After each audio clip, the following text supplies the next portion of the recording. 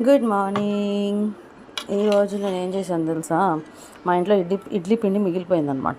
So మా husband ఏమన్నాడంటే పునుగులు చేయరాదు కాస్త అన్నాడు. సో నాకు పునుగులు చేయాలంటే ఇప్పుడు దాన్ని మస్తు టైం ప్రాసెస్, కర్డ్ కూడా టైంకి లేదు. సో ఇడ్లీ పిండిలో మైదా పిండి కలిపేసేసి దీని లోపల కొత్తిమీర, కొంచెం పుదీనా, ఉల్లిపాయ, ఇంకా పచ్చిమిరపకాయలు వేసేసి దాన్ని కొంచెం ఉప్పు వేసేసి కొంచెం మల్లిగడ్డ పేస్ట్ చేసేసి ఇట్లా బ్యాటర్ చేసేసుకున్నాను. సో ఈ బ్యాటర్ని దోశలాగా వేద్దాం. ఫస్ట్ వాటర్ వేసుకోవాలండి పెనం మీద. వాటర్ వేసుకుంటే ఏంటంటే మనకి కొంచెము మంచిగా వస్తుంది అనమాట దోశ. కొంతమంది అయితే ఉల్లిపాయ కూడా రాస్తారు. సో అది కూడా మీరు చేయొచ్చు, నో ప్రాబ్లం.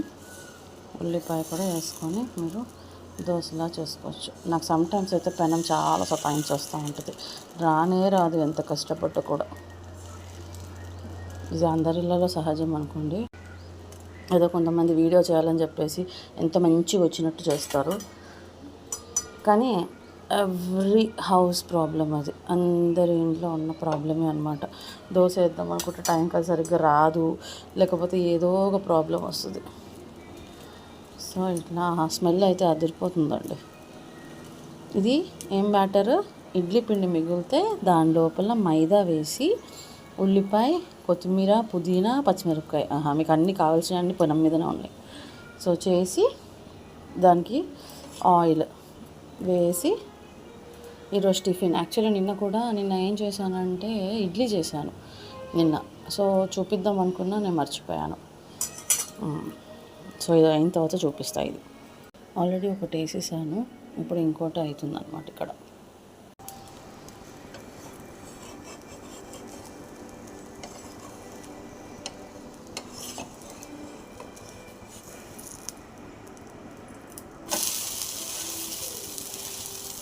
ఇదేమో మంచి ఎర్రగా వచ్చింది, అందుకని కొంచెం టైం ఎక్కువ తీసుకున్నాను అనమాట.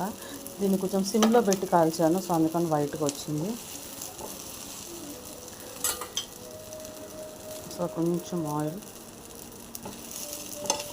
నేను ఆయిల్ అయితే ఎక్కువ వాడతానండి. అండ్ దానికి తగ్గట్టు డైటింగ్, యోగా ఏదో ఒకటి అయితే చేస్తూ ఉంటాను. తినే దగ్గర కంట్రోల్ ఉండాలి, కానీ మరీ విపరీతంగా కంట్రోల్ ఉండొద్దు. తినాలా, పని చేసుకోవాలా, అంతే.